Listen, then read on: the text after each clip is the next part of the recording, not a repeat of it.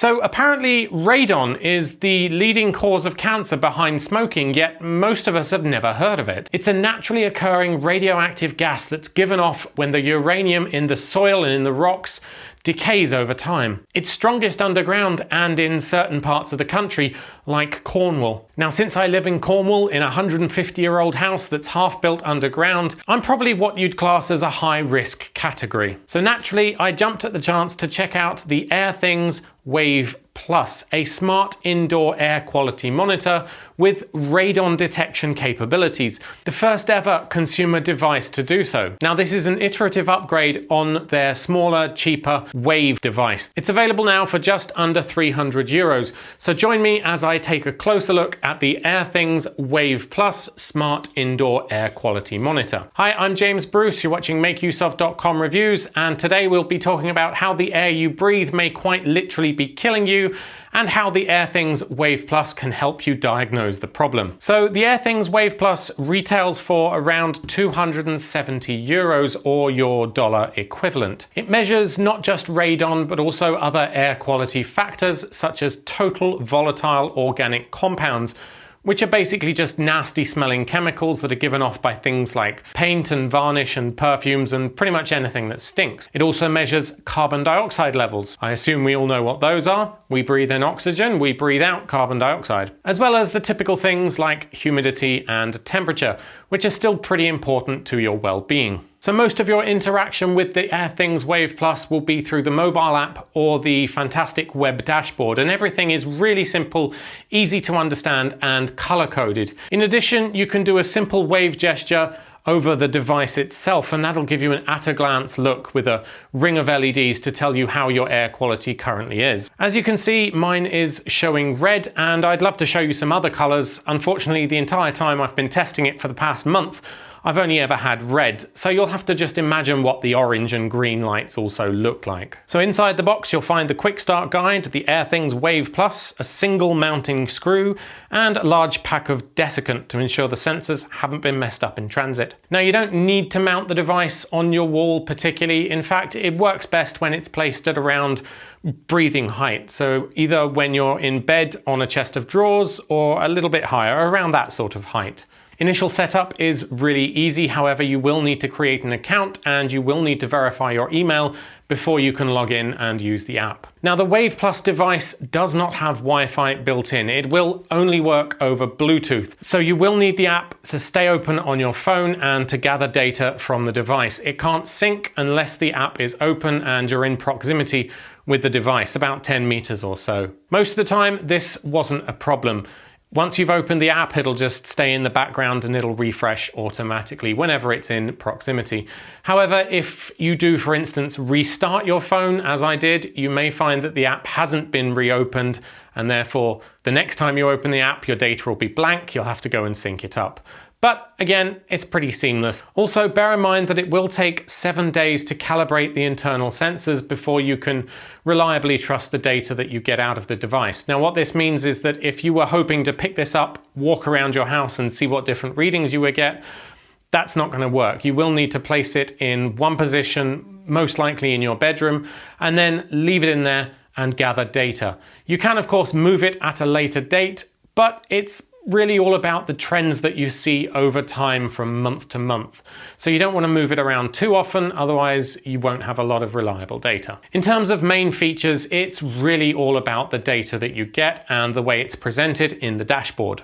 Open up the app and you'll have a simple one-color overview as well as individual sensor datas, also color-coded, to show you straight away what's up, what's bad. Then you can click through to see more detailed graphs and how those trends are changing over time. There's also a customizable web dashboard that you can log on to view all your registered devices and look out on the overall trends for. You can add and delete widgets if some of the data is more relevant to you and you'd particularly like to keep an eye on it. Resize it too. So if you are taking remedial steps to combat, say, the radon levels in your home, then this device is a fantastic way to see over time the trends and whether what you've done has actually had an impact or not. So let's delve a bit into my own personal data just to give you an idea of what the sort of thing you can expect from it and how that might be actionable for you or not. Firstly, it was easy to see that CO2 levels rose to orange, somewhat bad levels when we slept, and came back to completely normal in the day. Now this is entirely normal really. You breathe it out while you're asleep, and unless your window is open, you're going to get some CO2 buildup. The same is true for humidity. You breathe out wet air. We actually used to have very high humidity, but since stripping back the walls and repainting with a natural chalk-based paint, the walls are now more able to breathe, and we've actually managed to reduce that quite a lot. It's still high, but again, Cornwall's a pretty wet area, and in an old house, you would expect to get that. Temperature, it said, was too cold. At 16 to 17 degrees fairly constantly, we could do with warming the house up a bit, perhaps insulating more. Then again, we're pretty conservative with heating and it never really gets too cold. Part of the benefit of being built into a hill is that you get a tempering effect. With a bit of heat when it's cold and a bit of coolness when it's hot, that all naturally comes out of the ground. Volatile organic compounds I could see wild spikes for, but for no particular reason, and the app didn't explain those. I suspect this might have been because our dog sleeps in our room and he can be pretty stinky, but who knows. Atmospheric pressure is on the low side, but certainly not dangerous. That makes sense. We live on a hill, we're well above sea level, so I'd expect a little bit lower pressure. I'm quite interested to see how this changes over time, if there's a storm approaching or otherwise. Lastly but not least is radon. The Wave Plus confirmed that we have what would probably be described as a serious radon problem. Dealing with that is going to be hard, but being informed is the first step. The radon is measured on a scale of, well, 0 to however many thousands. Anywhere from 0 to 100 means it's perfectly normal background radiation sort of levels, nothing to worry about. 100 to 200 is generally considered a bit high, you might want to do something about that. Anything above 200 is more in the realms of, oh my god, you're going to die. Ours reached a peak of about 1,200 and averaged at about 500. Oh dear. So the two biggest features that I feel are really lacking from the Wave Plus platform are alarms and actionable advice. So I have tested another indoor air quality monitor before, albeit one that didn't measure radon levels, but it did measure things like volatile organic compounds. And because that one was connected to Wi-Fi, whenever it detected a spike in some particular thing, it would send a notification to your phone and say, hey, we've detected a problem. Whatever it is that you're doing, stop and try to ventilate the house a bit. This device doesn't do that. It will gather a lot of data, and once you've downloaded that data, it's all presented in a fantastically beautiful way using the dashboards online and in the app. It does look fantastic, but there's no actionable advice, there's no help given to you about the data once you've found it. Now, the simple color coding of the data is a really great feature. It does somewhat tell you at a glance whether something is bad or not. For instance, I've had humidity monitors before, but I haven't really been able to figure out, well, you know, is 80% too high or is 70% too high? It's just a number, right?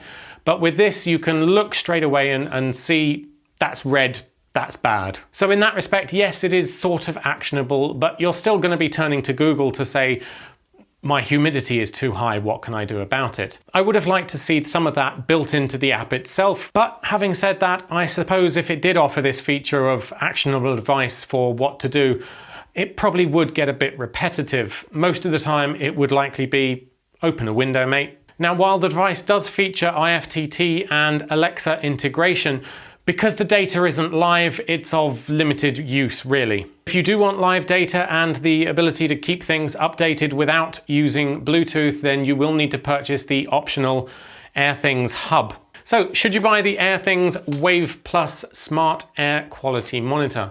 Well, if you're worried about the air quality within your home for any reason at all, and you just want to be able to see the data, see what this device tells you, then yes. If you know you have a problem within your home and you're taking steps to try and change that, then this is also a great way to see whether what you've done is going to have an impact or not, to watch how the data trends change over time. The way it presents the data is really, really nice. Both the color coding and the trend graphs, they are incredibly useful. The onus is pretty much entirely on you, that having identified a problem, you're then going to go out and Google how to deal with that problem. And once you've done that, you can come back, look at the data and see whether it made a difference. The Wave Plus device itself is not going to notify you when it finds a problem. It's not going to say, hey, we've detected a spike of whatever. It's not going to give you steps and say, you should ventilate the room right now. Instead, it's all about gathering up that data, showing how it changes over time. For me at least, the function of waving your hand over the device to get a single at-a-glance look was utterly useless because the radon levels were always so high.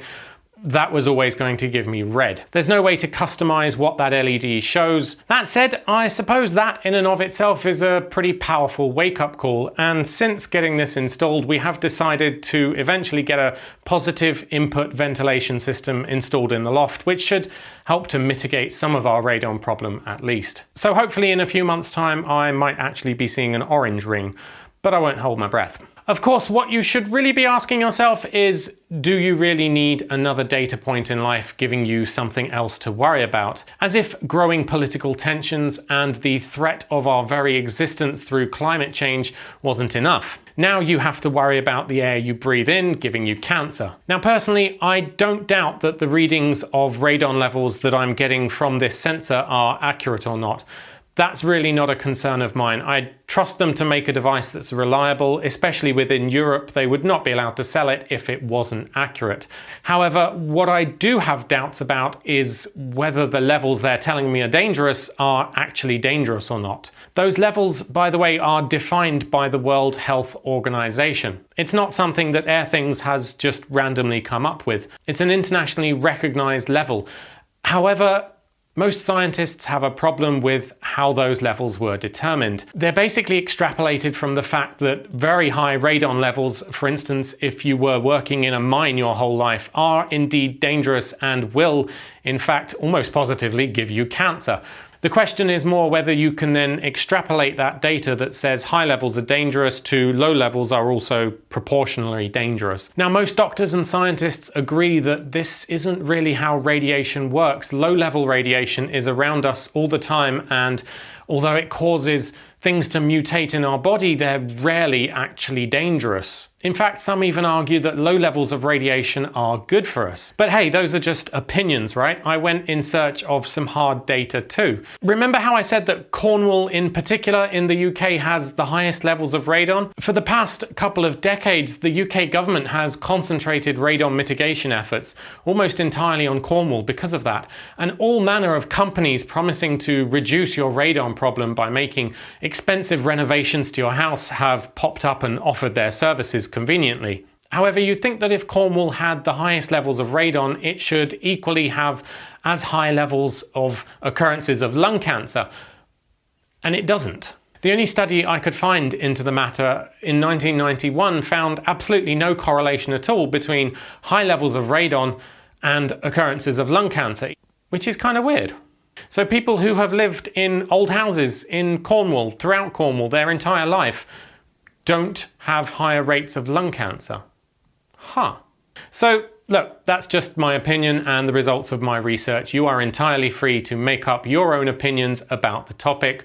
But if you are worried about the levels of volatile compounds, radon, humidity, CO2, atmospheric pressure, the Airthings Wave Plus is a fantastic way to monitor all of that. You'll get great reliable data and trends over time to look at and see if what you're doing has made a difference. So anyway, thank you for watching this review, and I hope it's helped you to make an informed purchasing decision about the Airthings Wave Plus device and whether it will be useful in your home to detect the air quality. If it has been useful, please hit like and consider subscribing. We do 2 reviews and giveaways every single week, as well as the occasional buying guides, technology tips, DIY tutorials, that sort of thing.